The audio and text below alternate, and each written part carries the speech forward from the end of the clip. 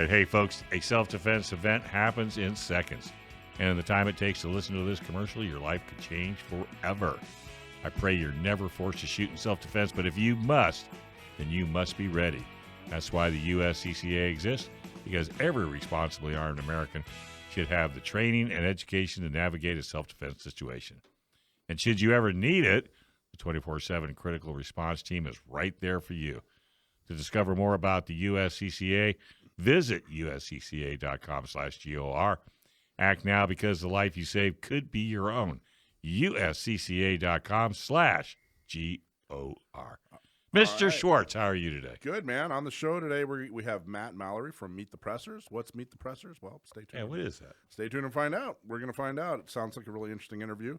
And then Professor David Yamane, he's going to be in the second hour. He's a sociologist that we've talked to in the past. He's always super interesting. And I think we're going to talk about stand your ground. We have as a sociologist, he's studied gun owners as a group. He has a very interesting perspective. Super interesting guy. So why don't we go to the ladies and go around the horn? Let's do it. All right, everybody, gather around. Let's hear the latest updates on what's going on in San Diego County gun owners, Inland Empire gun owners, and Orange County gun owners. This is Around the Horn. How about that, Dave?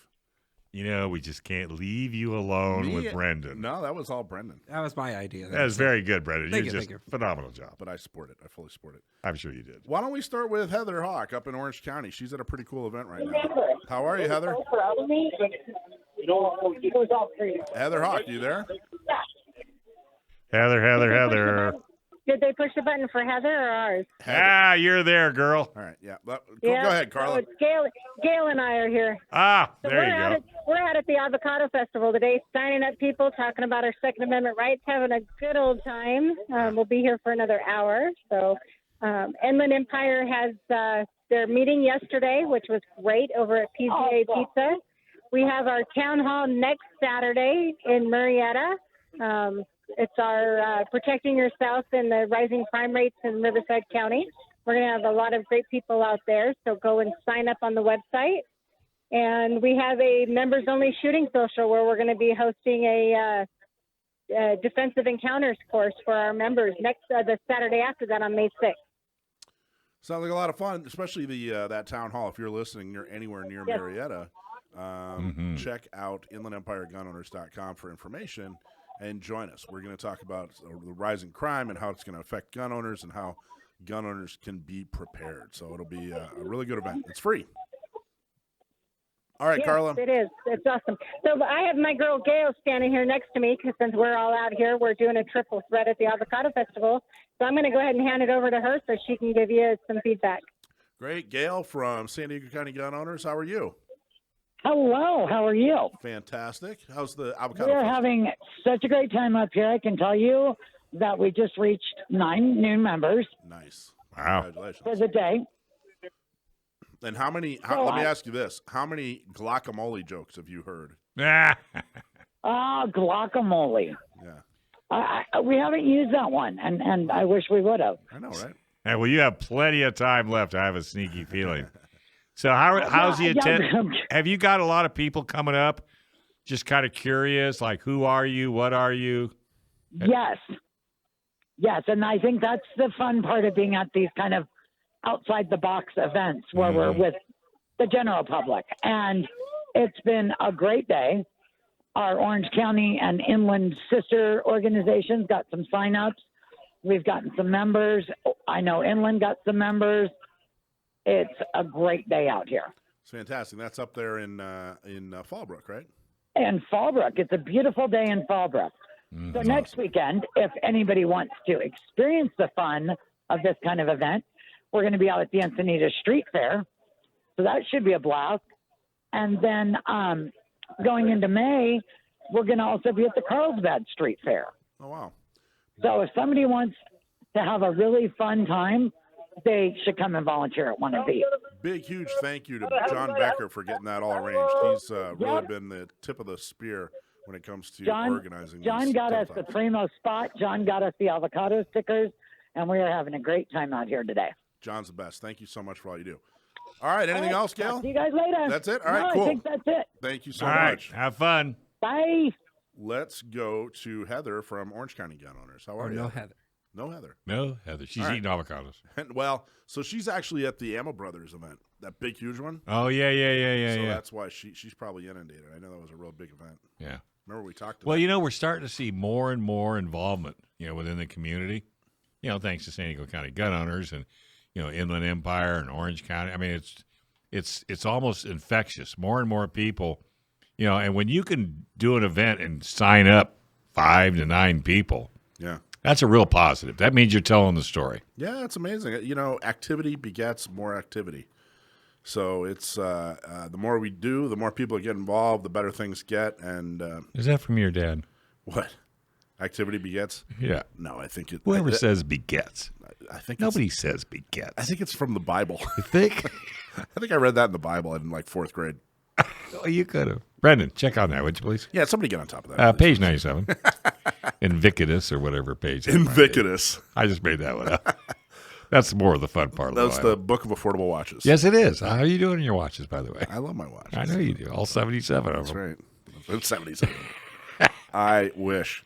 So it's what were you going to ask? What's up with Fletcher? I've checked all kinds of hospitals. I can't find him. Well, that's a good question. I looked. We're going to talk a little bit about him. I'm too early? Yeah, in Okay. a couple of segments, we're going to touch on him. All right. But man, what a story! You think? I can't help but I think maybe the term is revel in his Yeah. in his misfortune, which isn't misfortune. It's his own. No, it's his own fault. It's his own fault. Could it be a sitcom? I seriously. So I pay a lot of attention to San Diego local politics, obviously. I know you do. And then Orange County politics, and then Inland Empire, which is Riverside and San Bernardino.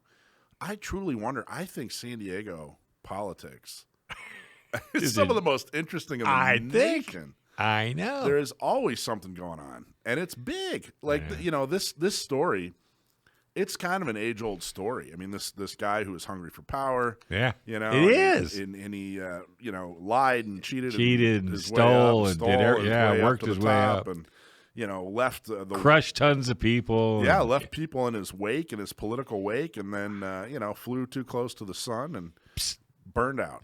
And, isn't that amazing?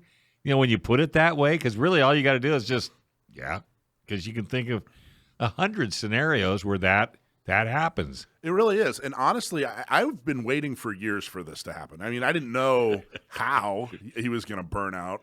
And you thought birthday was going to be fun. Yeah, right. But but you knew it's year after year, I kept going, I guess this guy is just not going to Teflon. I guess he's just not going to get caught. Yeah. And then bang. Bang. But they always do. Well, They always do. I like to think that they always do. I like to think that they always do, too. He used to work for Duke Cunningham, the congressman. Did you know that? No. Yeah, back when he was a Republican. I like Duke. Well, He was okay. he did some jail time. Well, yeah, but that's not his fault. No, that wasn't Duke. That was his son. I thought it was. No, not the old man. No, not the old man. The old man was golden. The kid was the one that got I think you're talking about Hunter, Oh, yeah. who also worked for Duke, by the way. Oh, my. Let's Anyway, I'm telling you, San Diego politics is I the know. most interesting. It could be a book. Army veteran, New York State law enforcement officer, and instructor, NRA and USCCA trainer, counselor, and podcaster, Matt Mallory from Meet the Pressers is next. But first, if you have if you own a gun in California, you should have an attorney that specializes in California gun laws on your speed dial. Why? Because if you ever have a legal matter that involves firearms, you need California's firearm lawyer, John Dillon, especially if you have questions about red flag laws, gun registration, gun transportation, or maybe you just need to know that your guns are California compliant. Our trusted firearms attorney is John Dillon. John specializes in California gun laws. Put his number on your phone right now, 760-642-7150. That's John Dillon's California firearms lawyer, 760-642-7150. Do it now. All right, let's talk to Matt Mallory. We just give a little introduction, and what a resume. That's very, very impressive. Matt, are you there? I'm here, sir. How are you? Good, man. You got a lot of titles and bullet points and whatnot on your resume. That's awesome. I always make I always make the joke in my classes that I forget to put overachiever on the list of things I do. Well, what an honor. I really, truly appreciate you coming on the show and being with us, and thank you for all you do. Second Amendment. Thanks for having me. You bet. So let's talk. Tell us, everybody, introduce yourself. Tell us a little bit about yourself and your background, and then let's start talking about Meet the Pressers. Sure. So my background, I guess I started playing with BB guns at a young age and archery as well. I think my first BB gun under the Christmas tree, like most kids from the 80s. Yeah. And well, what was it? From that, you remember what it was? Daisy Road Rider. There you go. Absolutely. I think it was the Christmas of I'm going to say it was 1986. It was that Christmas that I got it. Anyway. Probably right.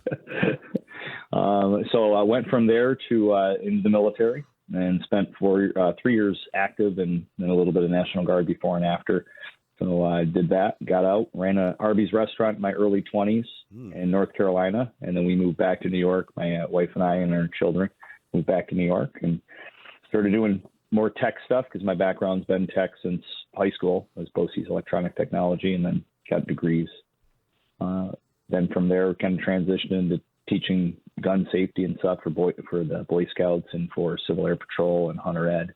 And realized that I was good at it, or at least people told me I was good at it, and figured I could make a career out of it. So about 15 years ago, I switched over to doing it full-time, teaching versus doing tech stuff, and it done me good. What did you do for the military? It's 31 uniforms. So I guess I never really realized this, but I guess they changed the MOS over the years. So when I say 31 uniform now, people think military police, but it wasn't. I was radio comms, radio communication. So I think there's let's talk about something real quick. I just had a conversation last week with an instructor. I think there's an important place for instructors with no military background, and I don't mean they never served in the military, but that's not where they learned about guns. I think that there's a strong and great place for guys that carried a gun in the military, and that's where they learned. But I really think that there's an important perspective from guys that learned everything, guys and girls, women who learned everything they know about guns as a civilian. I think it's really important. I don't know. Do you think am I making a mountain out of a molehill, or do you think that there's an important difference? No, I think 1,000% you're spot on. A lot of people, in one benefit, it's helped me tremendously because people see military law enforcement, current law enforcement instructor, chief of a town, director of a peace officer academy.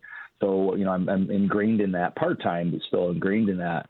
And, people are like, oh, wow, you must know everything about it. And honestly, you're hit the nail on the head. It's more so. I know a lot more civilian instructors or civilian shooters that shoot better or teach better than law enforcement or military instructors. Or at least different. And by the way, I go see every military vet, every SEAL, Army Ranger, Green Beret, go take their classes. I just think that there is an important difference in the perspective between the two. So I think you learn from every person that teaches you, because no two people teach the same. So the more you can get taught, I think it just broadens your horizons. Yeah, I just realized I realized that I was going to get a bunch of emails and texts like, "Hey, man, I was a SEAL. You're ruining my business." Go see those guys. 100%. And I think that's a good point as far as getting different perspectives from different people. And Masad Ayub, Tom Gibbons, all these major instructors that have been around. The old guard, the OG, they take classes from other instructors. They go and take classes. So and I have that every year. I try to do at least 100 to 150 hours, if not more, of training under other instructors, just so I can kind of see maybe a different way of saying it, or if there's something that I've missed all these years, to put a different spin on it to get it across to me, because we all learn differently. Or something new. Somebody comes up with something that you didn't think about, or maybe it was right there. I mean, you can never stop learning. For sure. And good example of that would be red dot sights, RDSs.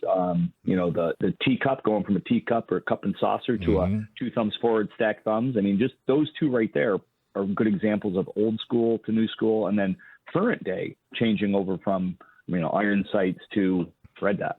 Right. I mean, it was just in our lifetime that they were still teaching cops to shoot with one hand. you know. Yeah, or Weaver. And things have changed so much. I haven't really seen like the 4 rules. I haven't really seen like a history of the 4 rules, but I don't think the 4 universal rules are all that old. I really think that really started to take off in, I'm going to say, the late 80s. And I don't think people realize that. I don't know. Maybe I'm wrong, but. No, I think you're about right. I know it was, what was it, Gun Sight, Colonel Jeff Cooper, that was the 60s, right? 60s or 70s? Yeah. Yeah. You know, so he kind of massaged it back then, but I don't think he massaged those rules back when it was founded. I think it was, a little bit later on. But yeah, I think you're right. It was probably 70s or 80s, if I would assume. You know, Matt, when I was a kid, I was taught one rule: teach every gun as if it's, treat every gun as if it's loaded, even if you know it's not. Right. That was it. Totally. And if you think about it, that's kind of. What more do you need? The other 3 are kind of repetitive. They're kind of redundant. Yeah. If you're just doing that, you're not going to do the other 3. But then somewhere along the way in the 90s, the other 3 came along. But anyway, I'm and by the way, I'm elated. I'm so happy that that gun philosophy and shooting tech has come so far in really just a generation. I think it's awesome. For sure. Well, it's a I'll lot say my of classes. yeah, but it's a lot of hard work by instructors trying to educate the masses the true story of gun ownership. Well, I got a neat little way to say that to my students. I've been blessed to have a student of mine build me 2, not just 1, but if you watch Meet the Pressers, you'll see in the backdrop the Second Amendment on a huge wooden sign. And it's just a tree slab that he burned in the Second Amendment into it. Wow. So I have that in the backdrop on the show, but I also have it in my classroom. And I'll make a joke about it to make people realize that in every class that I teach. And I'll point to the Second Amendment. I'll say, the Second Amendment isn't about hunting. Even though there's the word bear in it, our founding fathers didn't mean that type of bear.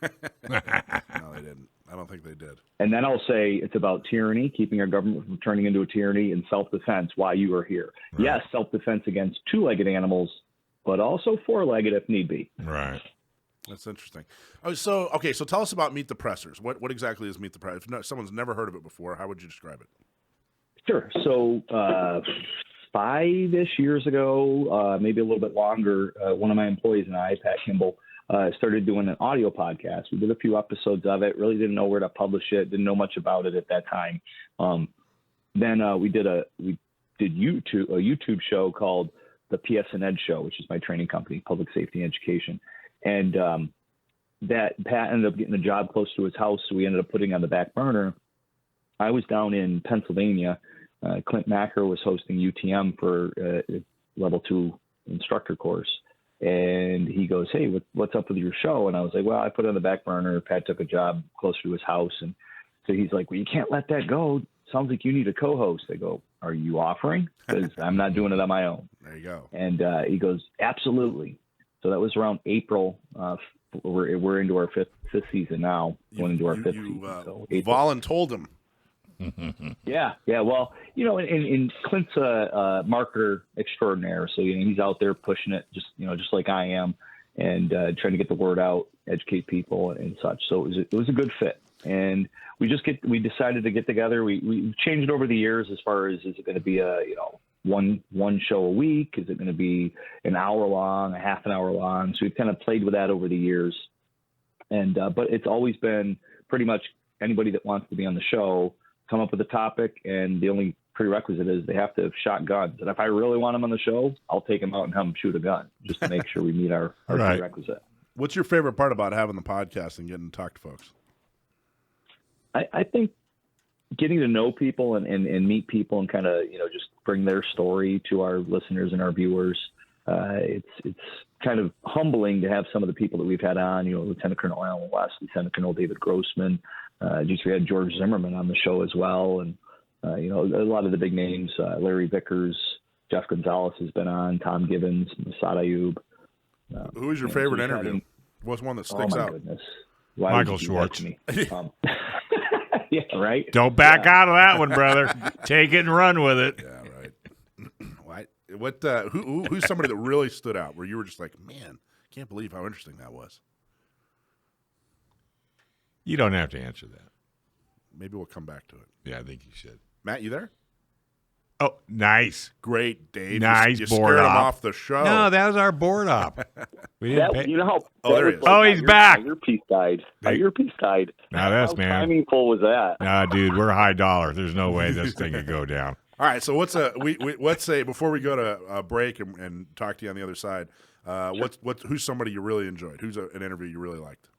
I mean, the Thomas Yoxall was probably one of the most tear-jerking interviews, because we talked about his altercation with the illegal alien who was trying to kill the trooper, and he shot the illegal alien, and his head exploded like a piñata. It was really traumatizing. So I think that's one that I reference a lot in my classes.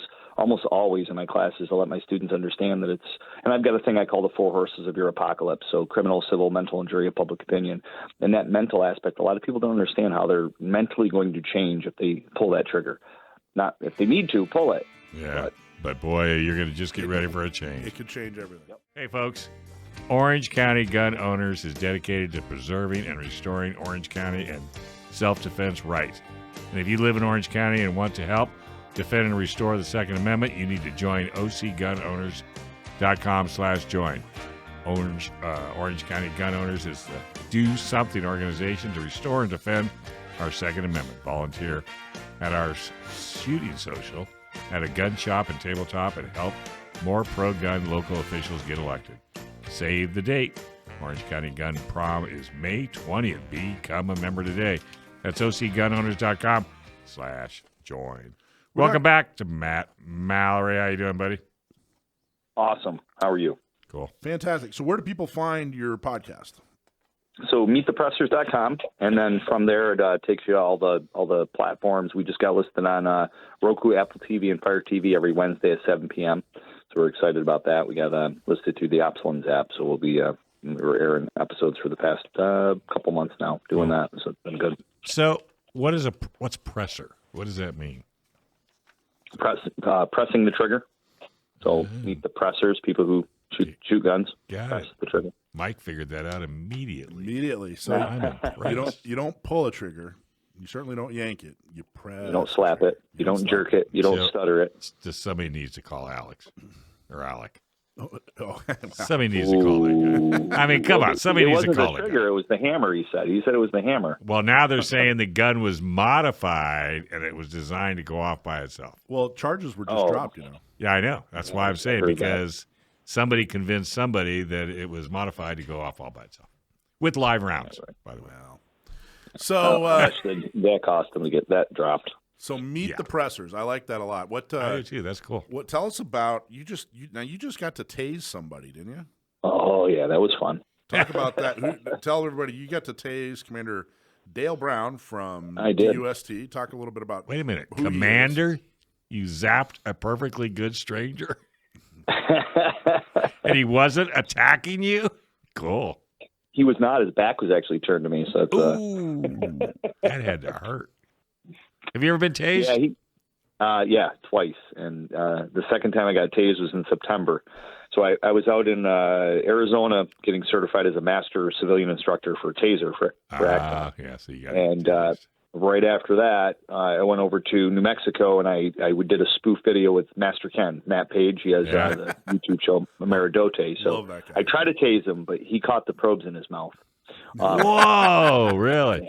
Hey, well, Michael really, really wants to get tased. No. But he can't find anybody that'll do it for him. I've been there. I'll do it. No, you have not. In high school. You were never tased. No, I got to tell you. Stun gun. Me and my buddy. Yeah, it was one of those, I guess it was one of those like, it had like a little bolt of lightning, you know?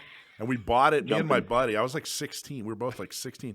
We bought it from the back of like a comic book. Sure. You know, well, was it right next to the see-through glasses? Yeah, you know. So I don't think it was all that hardcore. But we're sitting there screwing around with this thing, and then it turned into do it, you know. and we both did it. That was the dumbest thing ever. If you're 16 and you're listening, don't do that. Don't do that. Right. Long-lasting effects. Yeah. Well into your 40s and 50s. Yeah, but it's important. But if you're going to be an instructor, I mean, you kind of got to know what it's all about. Yeah, I mean, with law enforcement, it's highly suggested, and then they razz you if you don't. So that's the first time I got done. It was like 15 or so years ago, and I decided to do it. And then that was the X26 back then. And then this time it was at Axon headquarters, and they have the new 7. And oh my goodness, got your attention? My back is still hurting every once in a while. Like it rains and my back hurts. I'm like, why is my? Oh, that's right, I got tased. But so I sent the video of me and Master Ken, Matt Page, doing that spoof, and I posted it, and a couple of people sent me messages and said, "Oh, you know who you should tase next? Dale Brown." And I was like, so I sent Dale. I texted Dale the video of me and Master Ken, and Dale's like, "I'll get tased." I was like, "Okay, all right." So when I was up in Michigan teaching a class a few weeks ago, and I coordinated to be able to stop by there. And we also did a duel. So we did a saber launcher pepperball gun and a Byrna pepperball gun duel. That's cool. Who won? Well, we did 2 duels. We both hit each other the first time once, and then the second time I hit him twice, and he missed me completely. So I would say I won. You won. Congratulations. That's clean.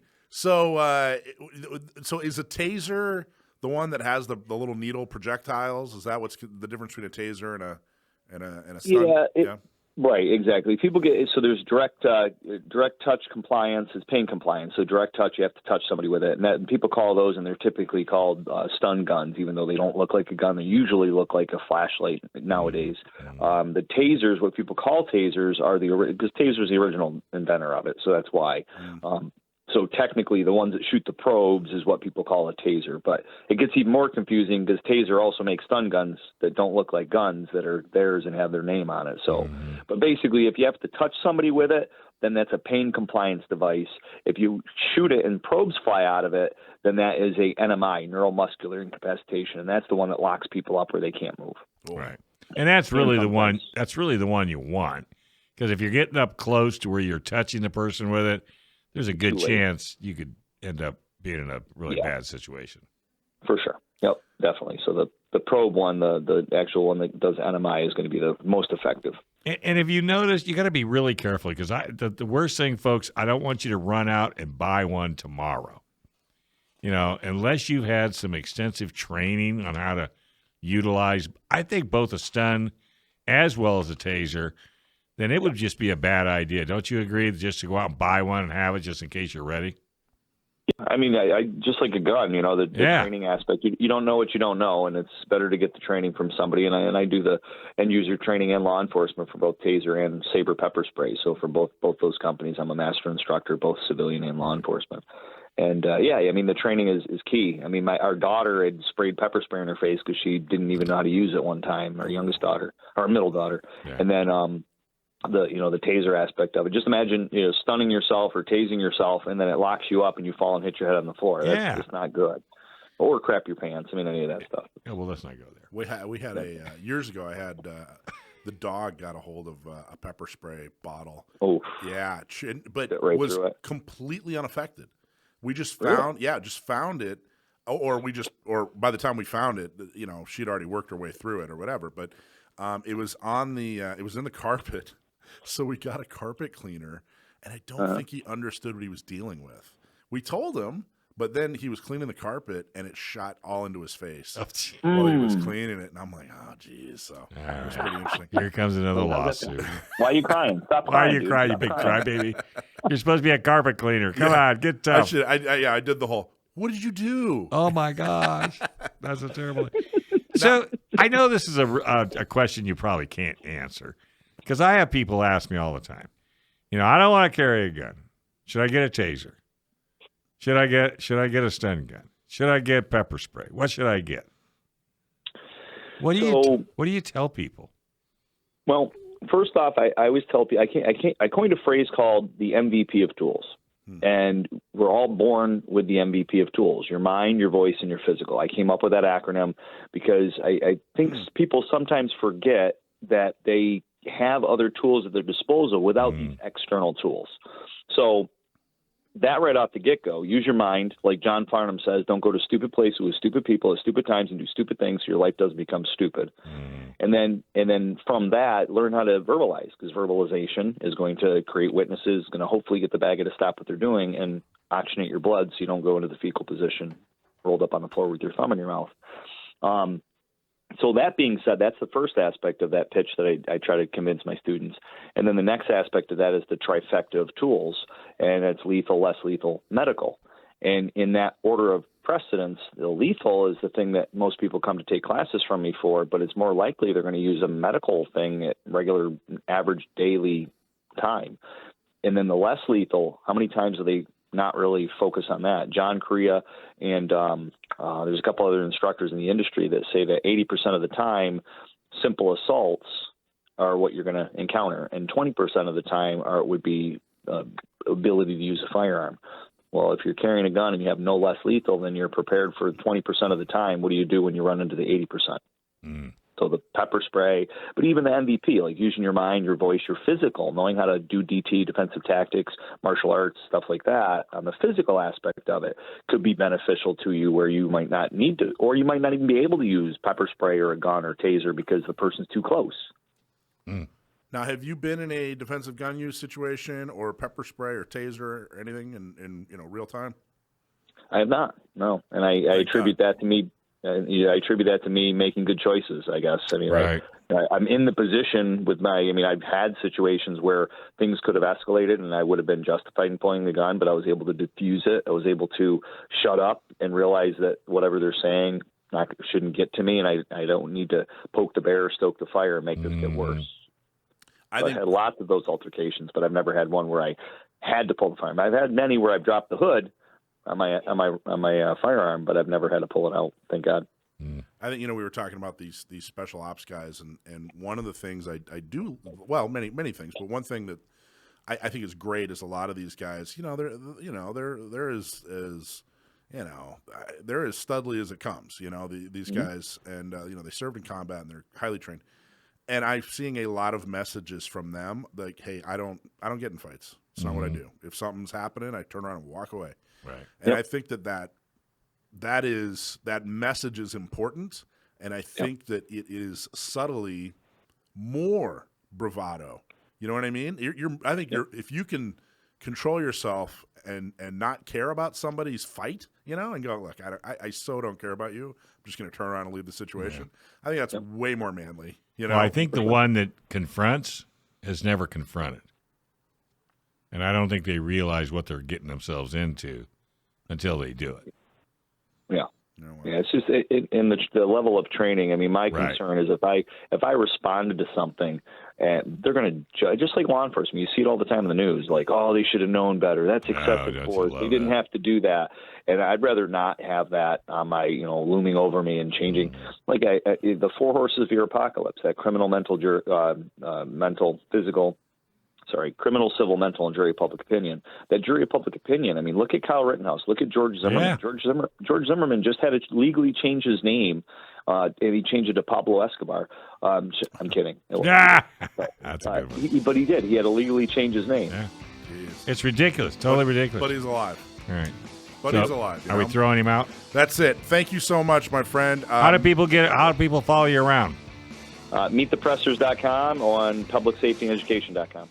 Did you know we have a world-class flight training school here in San Diego? Pilots can fly almost every single day, which makes San Diego one of the best places to learn how to fly. Learn to fly with San Diego Flight Training International. Check out this deal. Just for Gun Owner Radio listeners, for 1 hour of ground school, 1 hour of flight, actually, that's flying with an instructor, normally $400, we'll cut you a deal for $350. All you got to do is give them a call. 858-569-1822. Learn to fly with SDFTI, or call them at 858-569-1822 and say, "Hey, I want to go flying." Learning to fly. Yes, you need to do that. Do I? Yeah. I just want to learn to land. Yeah, that's the toughie part. The flying is easy. Let's skip the rest. Getting up if I'm ever easy. in there and need to land, that's all I want. Getting down's not easy. It's a bouncy. So this town hall that we have going on this Saturday morning in Inland Empire, which is actually in Marietta, is pretty interesting. We're going to have, Carl DeMille from Reform San Diego. I'm going to be there. And then we're also going to have somebody from the Sheriff's Department, Riverside County Sheriff's Department. And really what it is it is a town hall to discuss, the spike in crime. But, calling it a spike in crime doesn't do it any justice. That's not a spike. That's not what's going on. It's that they've decided to stop addressing crime, and people are getting away with crime. There's no more crime than there was. It's just they're not being arrested. They're not being held accountable. You weren't on the show, but I had my earlier show, and the San Diego Unified School District is excited that their suspensions are down. Because they stopped suspending kids. They stopped suspending kids. Yeah. I don't know. I mean, what kind of an award program are you working with? I don't know, but I am frequently more and more put in the place where I don't think either side's right. You know what I mean? Neither side's right. Right. There's something that needs to be done. There's something that needs to be addressed. There's a solution out there. Okay, let me ask you a question. Go for it. Okay, so if you went to school and you, say, threw an eraser at the teacher and the school called your dad, what do you think the next situation would be? I didn't even want to think about it. That's my point. Yeah. They're not doing that. They're trying to cover it up. Oh, that's okay. Johnny was just, not to worry. Shh, quiet. Everybody be quiet. We don't want to cause a ruckus. And they're kids. Well, hell, if I can get away with that, I can get away with this. You seen those two wrestlers where the one kid knocked out the other kid? I did, and I actually had. What's up? I got to tell you, I don't necessarily agree with some of the criticism on that. I saw that. Not that. No. When I was wrestling in high school. Did you have people that you beat walk up and punch you in the face? I got into a fight during football.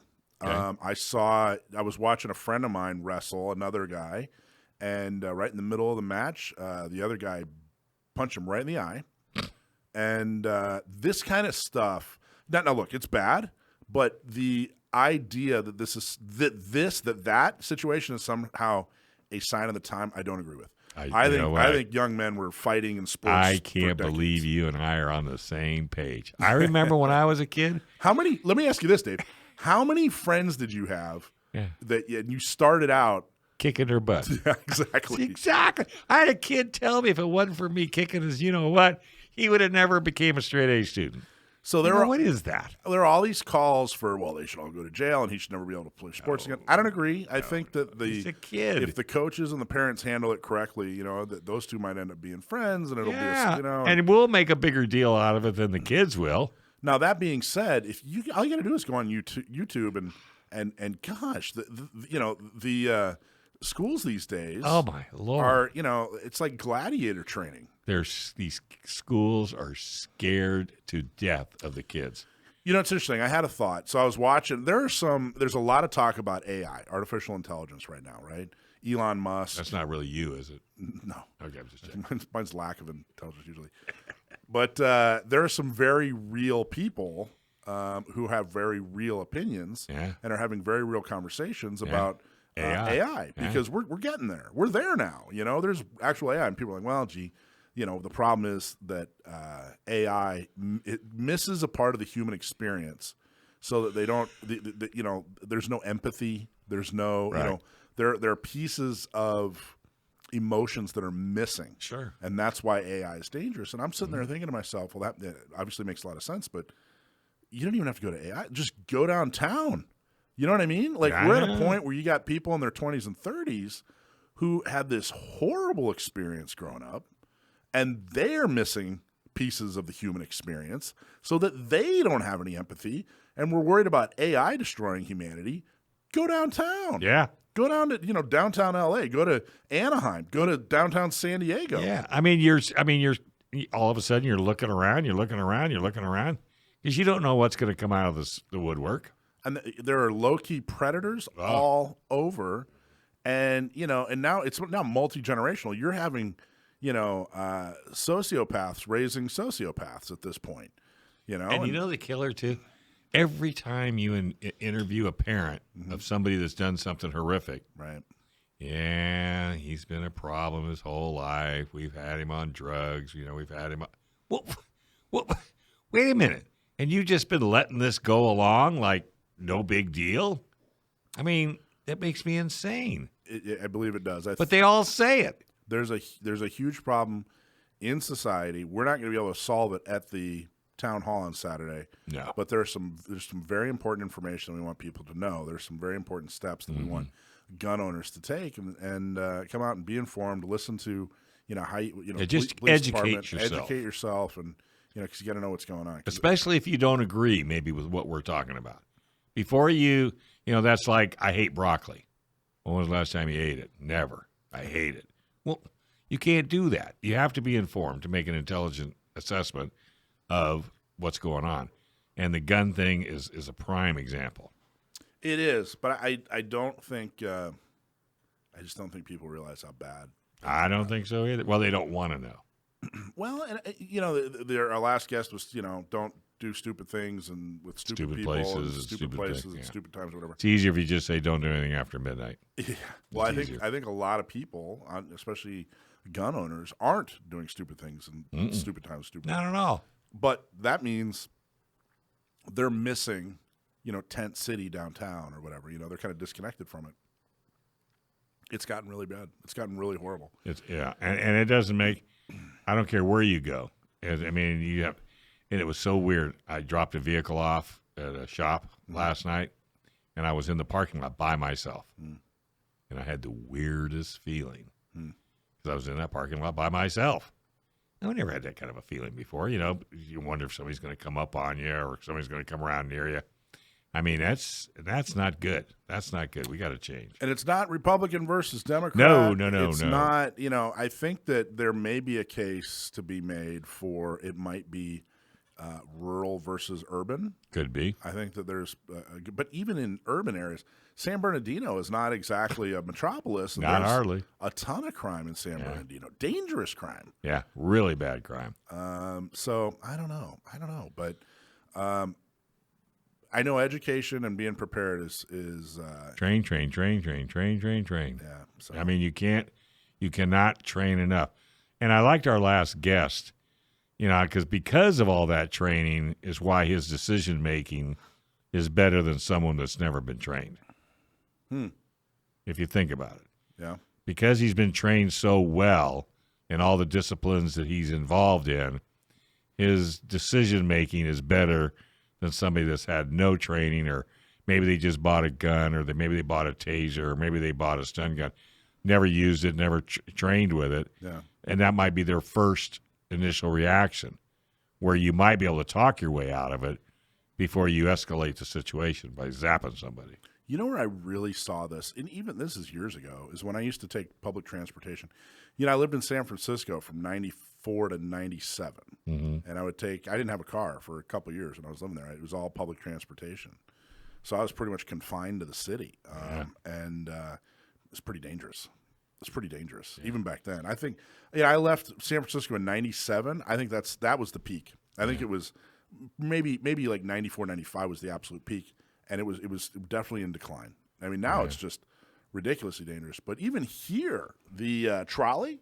You wouldn't catch me on that thing. Goodness. Now, if you're going to a Padres game, you're just going to be on there with a bunch of other Padres fans. Maybe, yeah, if that works. But a typical afternoon, taking the orange line down you like love the 4 o'clock in the morning, you see the thing going by with 3 people in it. Oh, well, forget that. I wouldn't be on there for 4 in the morning. Good Lord. I know. Talk about stupid places at stupid times. Yeah, there should be a sign. But it was horrible. And you know who I used to make this joke all the time. I would take public transportation to work downtown. Wow. And you know who I never saw? I never saw environmentalist activists. You know what I mean? I never saw global warming scientists. They drove by in their Beamers. Yeah, exactly. And their Range Rovers. It was me and a bunch of criminals and some very quiet, blue-collar folks. Yeah, or some older folks. Who just wanted to get to work and back. That's all. You know what I mean? Just leave me alone. It was funny, though. I tend to have this big scowl on my face, right? Which I don't even realize. But my whole life, I've had people tell me I have this scowl on my face, And meanwhile, I'm sitting there in my head just like, do, you know, and I look like, I don't know, but I never noticed the scowl. Well, I've been Must told be the time and time goatee. again, but there were times I was on the not the Muni, the trolley in San Diego, and like people wouldn't sit next to me. You know what I mean? They'd kind of take a look and they'd go sit somewhere else. I'm like, I'm the safest guy on this trolley. Yeah, but you're not like 5'5" and 112 pounds either. You think they wanted a little more elbow room? Well, you're a little ominous. I mean, you know, people don't want to make you mad. I'm like, what am I going to do? You're a pussycat, I know. They just don't know it, and we'll keep it that way. That's right. Hey, Inland Empire Gun Owners strives to be the ounce of prevention in the fight for your gun rights. How do? They do it by fundraising and getting local pro-gun candidates elected. Become a member today. Go to iegunowners.com/join and join the growing number of responsible gun owners stepping up to defend our Second Amendment right. That's iegunowners.com/join. All right, hey, we got some prize winners, don't we? We got all kinds of cool stuff. Gun Owners Radio Range Day was today. In fact, they're out there right now. If you are a 10-ring member for San Diego County Gun Owners, you're probably in the outdoors enjoying putting what am I trying to say? Putting rounds down range, yeah. So congratulations to everybody that went. You guys are awesome. I know there was a lot of fun had by all, even though they're still going. It's still happening. So I'm sure we'll have that. You know, we used to do a little bit more, but pre-COVID. And we're, you know, these opportunities to get together and recruit folks and bring people in who maybe aren't familiar with the different packs is extremely important. So we're going to do even more. Subscribe and win. We have a winner for Gun Owners Radio prize pack. He subscribed. If you go to gunownersradio.com and subscribe, you could win too. This week's winner is Freddie Gamboa. Freddie was at the meeting on Thursday. Congratulations, Freddie. We're going to get a hold of you and make sure you get your prize, whatever it is. I don't know what it is. Members win free training. Oh, here it is. I think that's – I'm sitting there going, am I missing something? Members win free training from Bill Deasy and Joe Dramisi from CCW USA. So congratulations, Freddie. They have a really cool – Bill Deasy and Joe have a really cool class called CCW Next Steps. All your questions about adopting the concealed carry lifestyle answered. It's only it is only $125. That's a $125 value that you are winning, but you can sign up for that class without winning it. And it's I've taken it. It's actually really, really good information. I like the concealed carry lifestyle phrase. That I think that was Joe Jamisi that introduced that or coined that phrase. I really like it. And of course, they have pepper spray and situational awareness. For people new to self-defense, this is a great first step in learning how to protect yourself and your loved ones. $125 value. Winners announced May 7th. Register to win. Go to gunownersradio.com/training, 4 members. gunownersradio.com/training, 4 members. Yeah, we were just talking about pepper spray and how important it is. So highly encourage everybody to take their class or at least take a class. I think it's important. So, yeah, I'm still getting a lot of questions on Mara Elliott and Nathan Fletcher, your favorite. And I got to tell you, it really looks like Nathan Fletcher's career is in our rearview mirror. I can't imagine this guy's coming back. He's going to step down. He's not going to pull some weird fast one. The cool thing is even Democrats turned on him. You know, really? I mean, it was really. Did he lose his CCW, or do you know? Well, so there are some privacy issues, but my understanding is that he's no longer got a CCW. But he didn't get a gun violence restraining order. Mara Elliott didn't do that because she's a hypocrite and she's horrible. And honestly, we need. And he was her friend. And they were friends. They were political allies and friends, true friends. I mean, they were. It wasn't like they really. They went to barbecues together. Exactly. But if you are looking for a new boogeyman, Mara Elliott. You think she's it? Yeah. I got to tell you, she's horrible. In some ways, I think she might even be worse than Nathan. That's scary. I mean, it was fun to dislike him, and he's a really bad dude. Who'd they put in his place? Well, they're not sure yet. So it's either going to be somebody left or left her. Well, it's either going to be an appointment or a special election, and people are already announcing that they want to run. I bet that's going to be a full ticket. Well, I got to tell you guys, there's zero chance. If everybody listening, you guys get ready to throw something at the radio. If you're a Republican, there is no chance a Republican is going to win an election in that, even if it's a special election. Right. It is so skewed to the Democrats. Right. The best we can hope for is finding somebody reasonable. Right. A reasonable Democrat. So, and then focus on a seat, pro-gun folks, a seat that can be won, like South County. South County is going to be on the ticket in 2024, and I think we should spend a lot of time looking at that and see if we can outnumber them that way. Spending a lot of time, money, effort, whatever, on replacing Nathan Fletcher, I just... But don't you think the condition, there's got to be a point in the history of California to where enough is enough, even for the left? Well, don't you think? I mean, it's like how much more? I mean, I was going to also say, and then there's that whole Nathan Fletcher nonprofit issue too, where he was asking for donations for his nonprofit organization, which was supposed to help with veterans, and it was supposed to merge with another nonprofit. Now that money's completely lost, and nobody has any clue about it. And Nathan, when he was asked about it, he says, "I'm in treatment right now, so I can't answer that question right now." So he's in treatment. He's in treatment. Yeah. But you know what I'm saying? How much longer can the left take this until they say enough is enough? Are they that together? There's got to be a catalyst. There's got to be a thing. There's got to be something. And I think that there are a lot of things that were done wrong that led to this. One of them is so there are two things I really think were big mistakes. Number one are term limits. It's a big mistake. Without why? doubt. And why, Mike? Why is that a big mistake? Because you get extremists who jump in, they serve their term, they do weird, ridiculous stuff, and then they're gone. They don't have to face the consequences. Right. So, they're like, hey, I'm going to be here 6 years or whatever. I'm going to, what do I care? Bonehead, maneuver I'm going to pull. So you can't even hold them accountable, number one.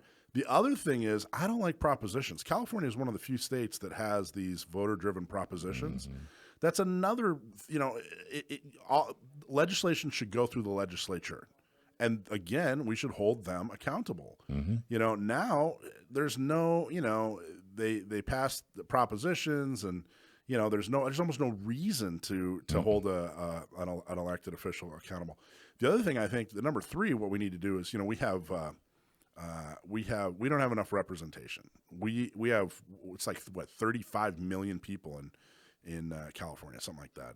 And we have the exact same amount of assembly members and state senators as we had when we had, 2 million people or 3 million people, whatever.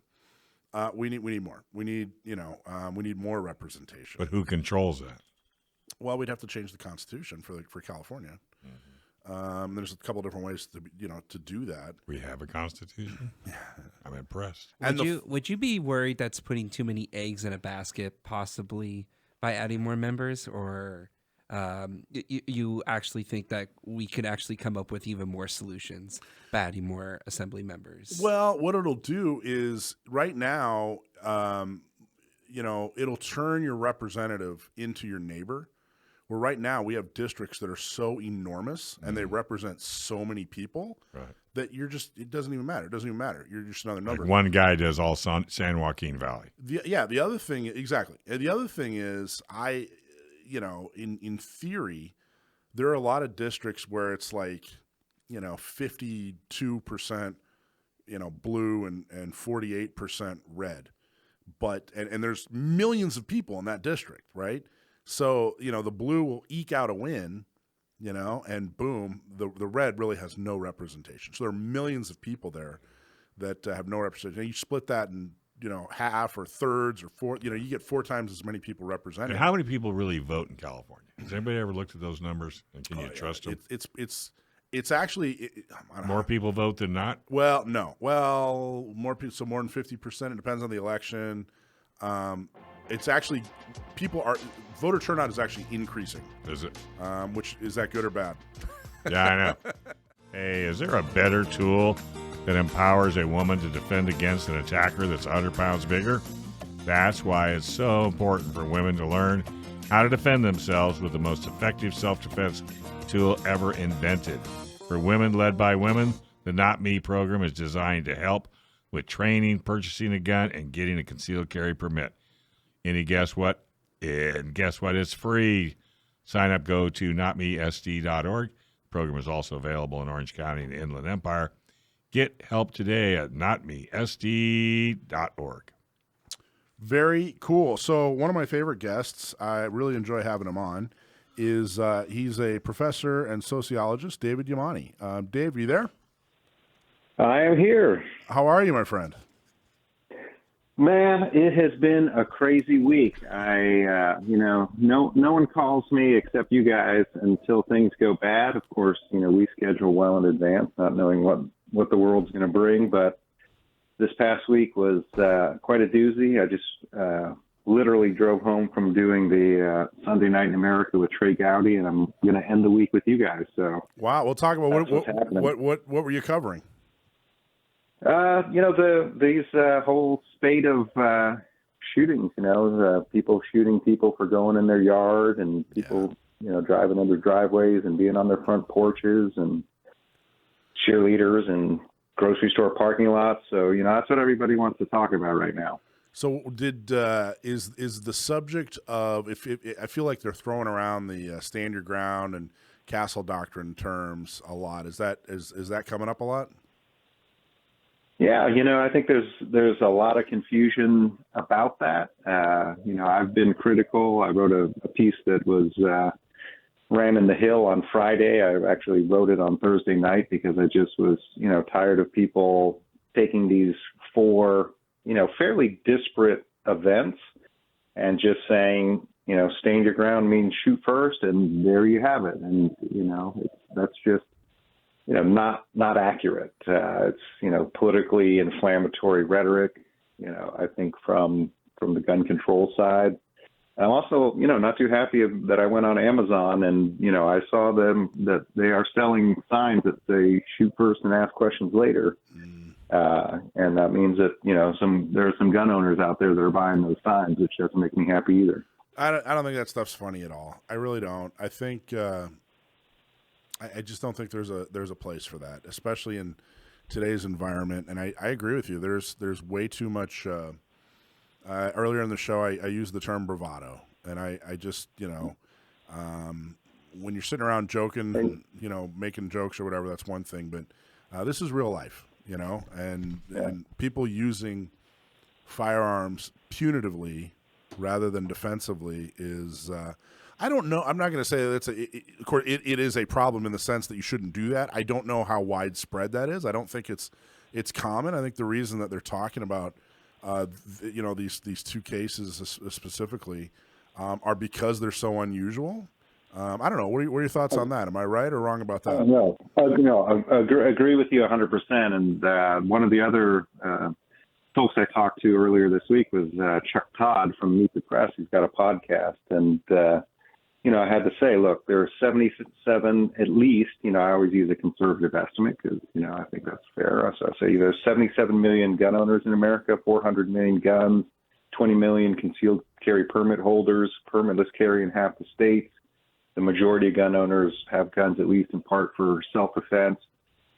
And, it doesn't happen that often, because if it happened often, we would hear about it a lot more often. And, these are noteworthy stories in part because of their rarity. And, we can go back through time and look at other cases of, Renisha McBride in Detroit and, Michael Dunn, shooting Jordan Davis in Jacksonville, Florida, or all the way back to the, kid in New Orleans, a Japanese exchange student.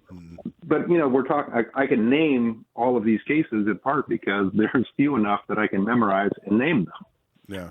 So, yeah, most, gun owners are, moral, prudent, responsible. I just, I'd hate to give anybody reason to think otherwise. And so, like you said, the bravado, the signs, and nothing on this property is worth your life. And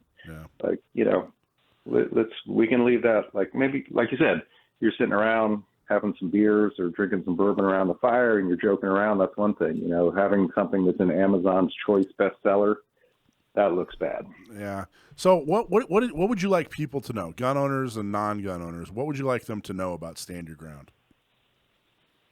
I think that in my view, again, I should preface this by saying I'm not an attorney. What I know about these laws comes from my own sort of training and study as a defensive gun owner myself and a concealed carry permit holder. I want to have an understanding of the law, and that they specify what you are legally permitted to do, but they certainly don't permit you to shoot first and ask questions later. You have to meet all of the requirements for lawful self-defense in terms of innocence and proportionality and reasonableness. And, stand your ground. All that says is whether you have a duty to retreat from a situation if you have, if you're not engaged in illegal behavior and you have a right to be where you're at. So it really covers a limited amount of the full spectrum of things you have to do in order to use lethal force legitimately in self-defense. So, I think for certainly gun control advocates who want to use that for political purposes, they need to stop. And if there are any gun owners who are out there who literally think that law protects them, it doesn't protect them. They still have to be meeting all of the other requirements of legitimate self-defense. So, okay, so you were on Chuck Todd, who not exactly known for his support of the Second Amendment, and you were on with Trey Gowdy, who is fairly well known for his support of the Second Amendment. What was the difference in the interview, and like the tone and the subject and the angle? Talk a little bit about that. Yeah. Well, I think Chuck Todd's frustrated at the inability to make inroads in passing stricter gun legislation, and so he, I think, somewhat out of his sense of futility, thought, well, maybe we can think about how we could, change the culture around guns as a way of then somehow kind of, people who say politics is downstream from culture, I guess. I found him to be, he definitely had his views as you just expressed, but he was, he was fair. He allowed me to speak. There was, a time when I interrupted him. He was, saying, we've gone down this road before with, alcohol, and we've come to a set of commonly agreed on reasonable regulations around alcohol. And, I said, Chuck, I really have to stop you right there, because alcohol is much less regulated in the United States than guns, and arguably causes more problems in the United States than guns. So if you're okay with where we're at with alcohol, you should be okay with where we're at with guns. Wow, what a strong point. Did that resonate, or how did that go? There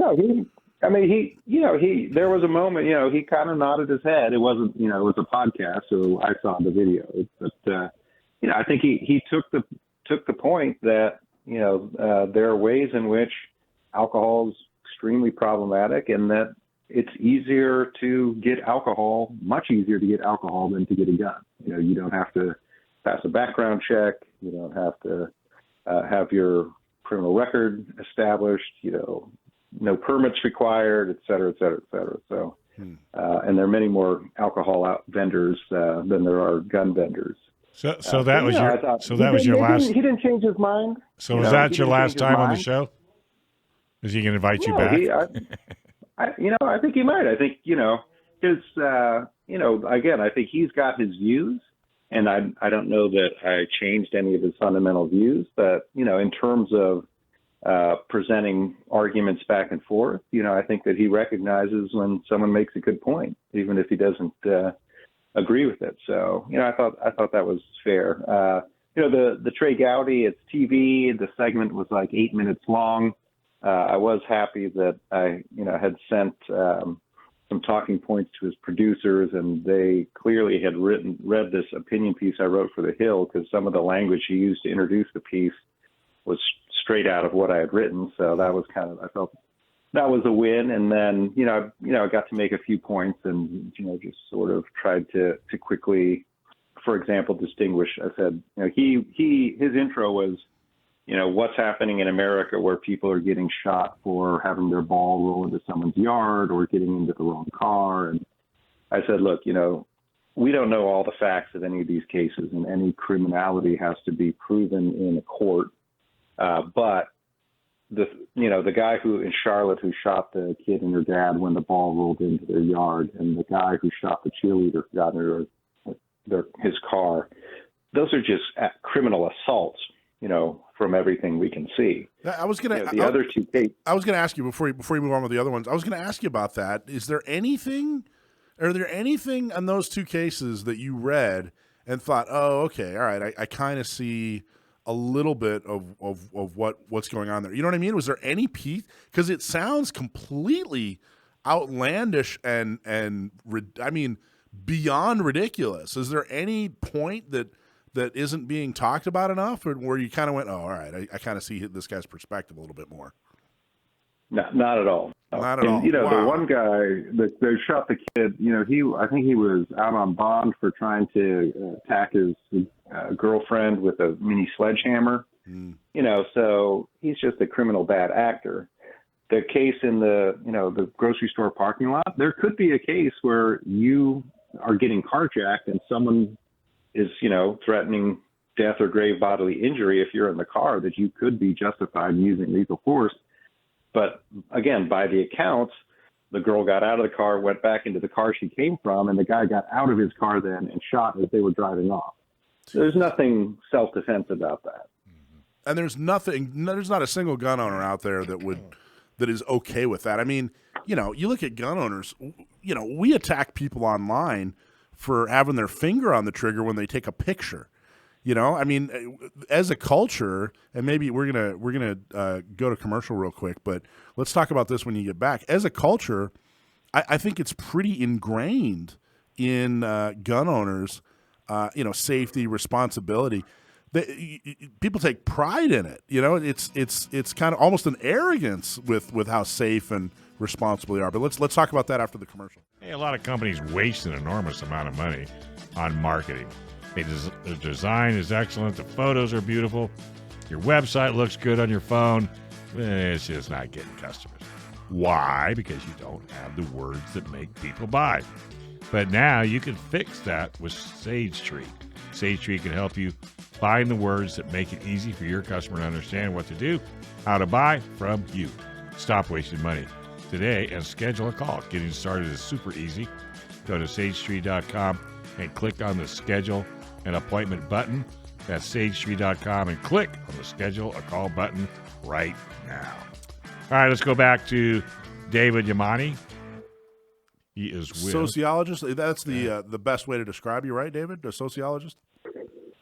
Yeah, I guess so, as long as you don't think of that as a pejorative term. I think it's fascinating. We kind of started we went down the legal road, but really your area of expertise, and it's such a unique area, is sociology.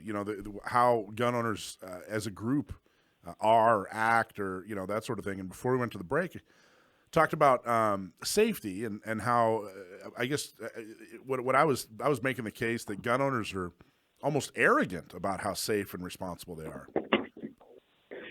Yeah, absolutely. I mean, I was posting some on my blog this week as I'm writing a book on American gun culture. I do have a chapter on negative outcomes, and I start with accidental injuries and death. And so I was sort of trying to get a sense of how common this is in the United States. And, it's extremely uncommon, and at least over the past 100 years, and probably over the past couple hundred years, it's becoming less common. So, one of the things about firearms and injury in the United States is that they're almost all intentional, right? That it's either someone is trying to hurt you or you're trying to hurt yourself. Almost none of it is accidental. And I think, a lot of people who think of guns as being these dangerous things that are just sitting around that could hurt you, obviously, as my friend Derek LeBlanc says, he says, 0 is the only acceptable goal for firearms injuries, especially for kids. But it's also, not 100% realistic, but it's also, given, again, the number of guns and gun owners there are in America, it is almost zero. It's a very, very, very small percentage of all deaths, certainly due to firearms. So, the negative outcomes are almost, in terms of death, are really suicides first and then homicide second, which are intentional acts, which is very different. Yeah, I never liked, when people say that guns are dangerous. They're not dangerous. I mean, when you describe something as dangerous, something that's radioactive is dangerous. Fentanyl, holding or being near fentanyl is dangerous. A gun's not dangerous in the sense that it'll do something to you without, if you get too close to it or if you hold it for too long. I think that there's probably some good that can be done by drilling down and defining, dangerous in this situation. Because the way I look at it is, and I got this from many, many gun trainers who I've, interviewed or taken classes with or observed, that guns are a force multiplier. One of the reasons why people like them for defensive purposes is because they are a force multiplier. If you're, weak or old, fragile, outnumbered, whatever the case may be. But it's also a force multiplier on the negative side. If someone has bad intentions, you add a gun to that situation and it can make that situation worse. If it's a situation of domestic violence or self-harm, criminality, so that's kind of the way I look at it, that, guns do things, and if they're doing things for positive intention, then that's a good outcome. If they're doing things with a negative intention, not they doing them themselves, but if the person who has the gun has negative intentions, then that's likely to have a negative outcome. So going back to stand your ground, which again, stand your ground doesn't really apply to any of these high-profile cases in the last week or so. None of them were standing their ground. It's not an accurate description. It's not applicable. Yeah. But is there? Go ahead. I'm sorry. Yeah, I think the cases in Kansas City, upstate New York. Again, I think we don't have all the facts. The facts I've read, in my view, doesn't look like sort of good shoots, but. It's going to be up to a prosecutor to just look at the evidence and decide whether to try those cases and to convince a jury to convict. But certainly when you're in your home, stand your ground is irrelevant. Those laws don't apply outside of public places. Stand your ground really, I think, can, makes most sense to think of as taking the castle doctrine and moving it into public. So again, we were talking about two cases that might stand on the castle doctrine, but even then you still have to establish, other elements of reasonable self-defense. And, again, I think the shooting at a car in your driveway from your porch, tough to make a case in my view, although he may end up making a case. The one in Kansas City doesn't seem great, but on the other hand, and I don't know the particular law in that state, but in some cases, castle ground, presumes that if someone is trying to break into your home, that lethal force is presumed as a reasonable response. And there's some talk that maybe the kid was pulling on the handle of the screen door. It's, again, I don't know whether that's factual or not, but as a hypothetical, if he were, then someone on the inside could be thinking this person is trying to break into my home, and castle doctrine in that state might allow the use of lethal force in that case. The other thing I might add there is, though, there's sort of what you can do legally, and then sort of what you should do, and then what you must do. Some people talk about that can, should, must kind of continuum, and I think that, again, as a force multiplier, that a mistake with a firearm is, Claude Werner, my friend, says, a serious mistake with a firearm is quite serious indeed. So, to have that to be in that must frame of mind, I think is really important. It's interesting. I don't even know. Because really what castle doctrine and stand your ground do is describe protocols for using lethal force. Is probably a good way of describing what they do. And I'm not even sure, like, even if you went in to these different states and repealed stand your ground and castle doctrine, repealed that section of their penal code, it wouldn't. I don't think it really would have changed much in these cases that everybody's calling you about. Number one, number two, it's kind of ingrained now. It's kind of just accepted, whether or not these laws are on the books or not, that these are the principles of lethal force. I don't know. Am I reading that right or no? Yeah, I mean, I hope that everybody who, certainly lawfully carries a firearm in public understands the laws of self-defense and when they can and can't use lethal force. Yeah. We don't see a lot of cases of people inappropriately shooting other people, in public, lawful concealed carriers. There's whether they know the law or whether they just act prudently and therefore are within the law, you don't hear a lot of these cases. And again, when it happens, we hear about it, like Michael Dunn shooting Jordan Davis at the gas station in Jacksonville. He's in jail for murder, and so the laws exist for a reason, and people who work outside the law hopefully are punished. But most gun owners are trying to work within the law, and so that's why I feel like there's a lot of I don't want to say much ado about nothing, because I don't think it's harmful for us to have intelligent conversations about these things as a reminder. But it's not either an endemic or an epidemic problem. People mistakenly shooting people and claiming self-defense. So, being a sociologist, being a gun owner yourself, if I remember correctly, would you describe yourself as an advocate when it comes to Second Amendment issues, or do you, or just an educator, and try to keep it, down the center of the plate? I try not to get too political directly. I'm a gun owner. I have a concealed carry permit. I exercise my Second Amendment rights. I own an AR-15. So maybe my behavior speaks for itself. But I think it's important when I'm speaking publicly that people take me seriously, and so I do try to just speak factually. Like, I'm not advocating that people should use lethal force in self-defense, but if you do, you should know the law. Most people do.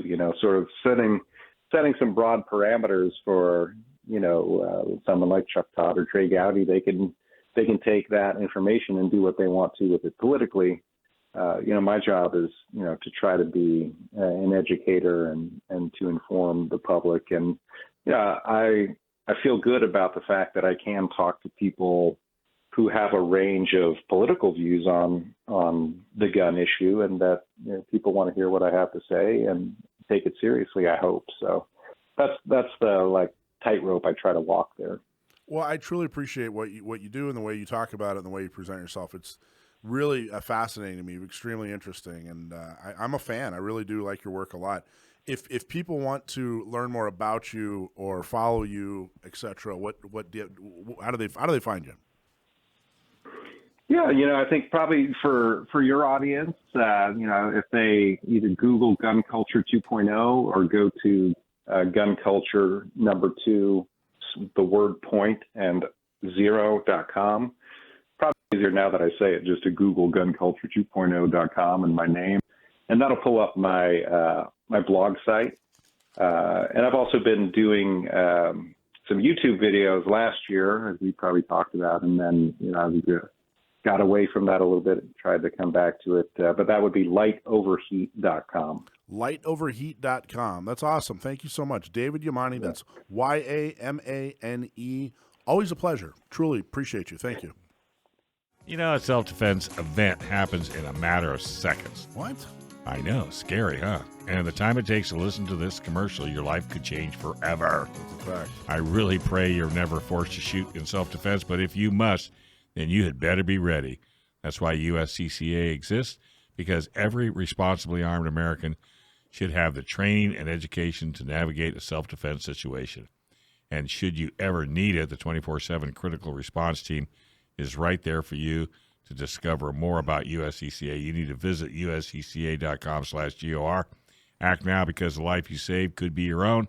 That's uscca.com/GOR. You know, a lot of people don't know this, but California, as bad as our gun laws are, actually has in their penal code both castle doctrine language and stand your ground language, and they've had it there for a long time.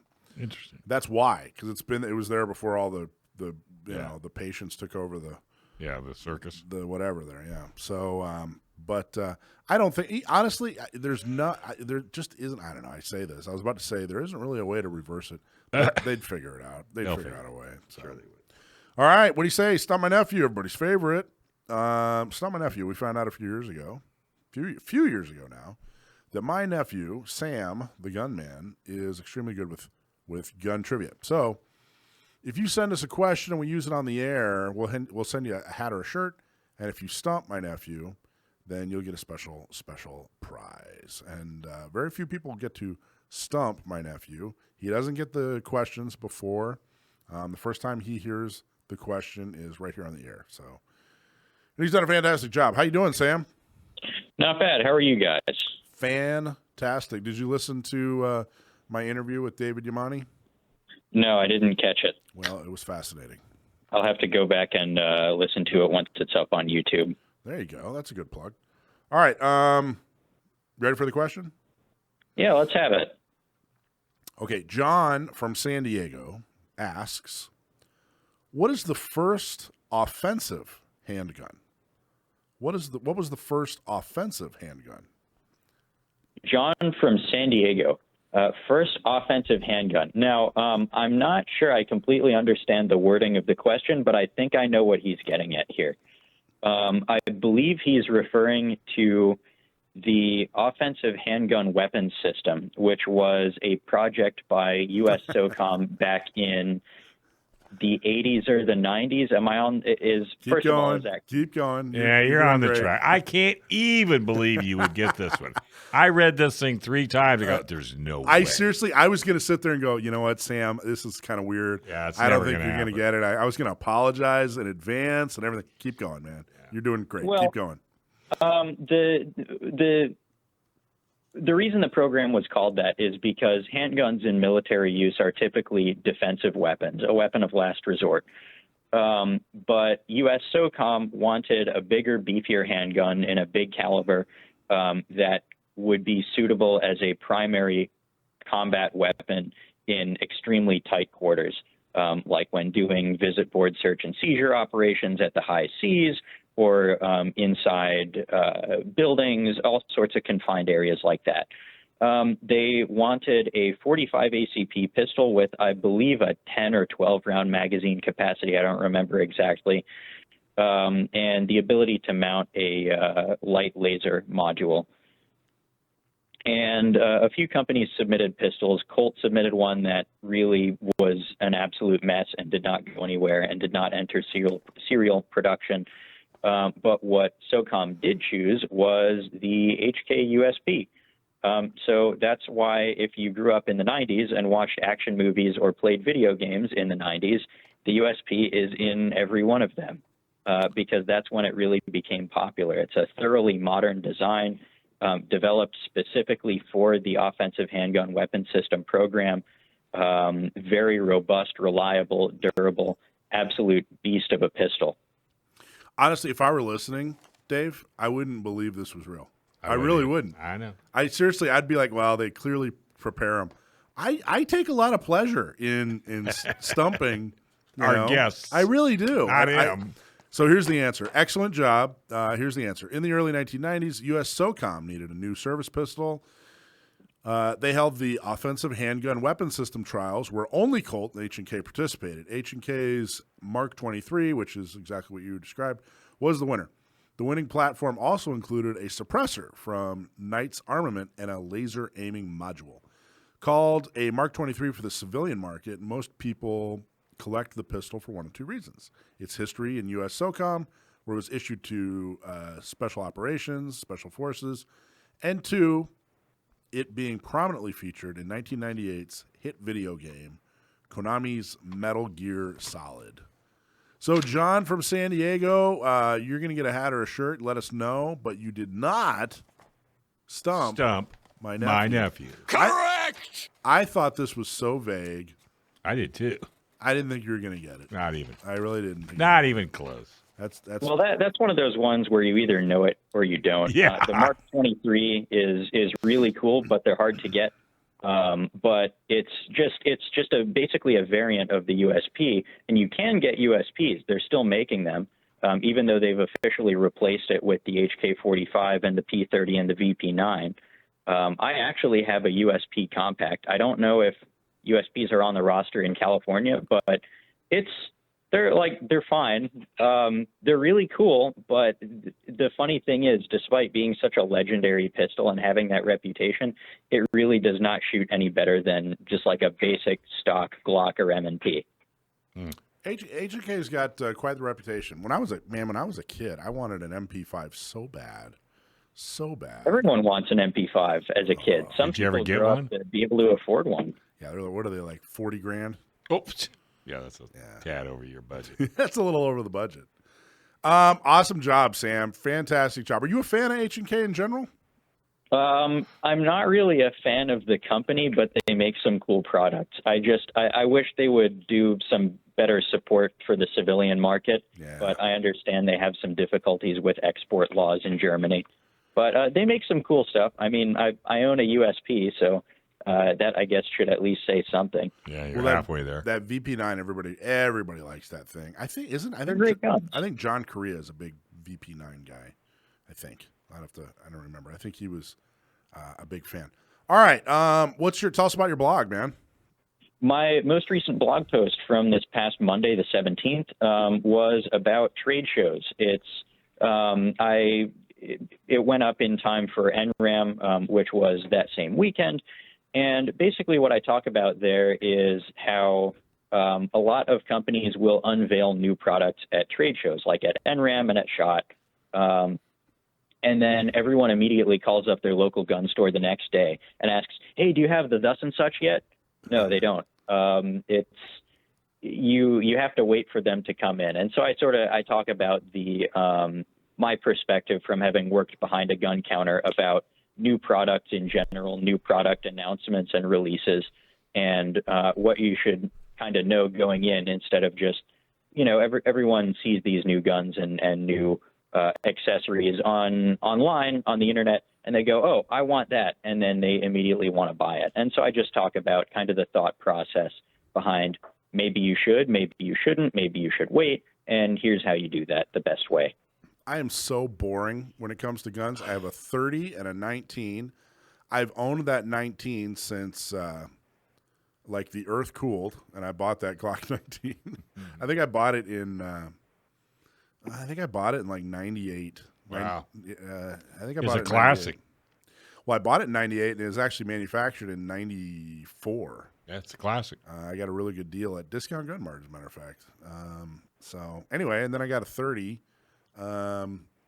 Same size but 45 caliber. I'm so boring with guns.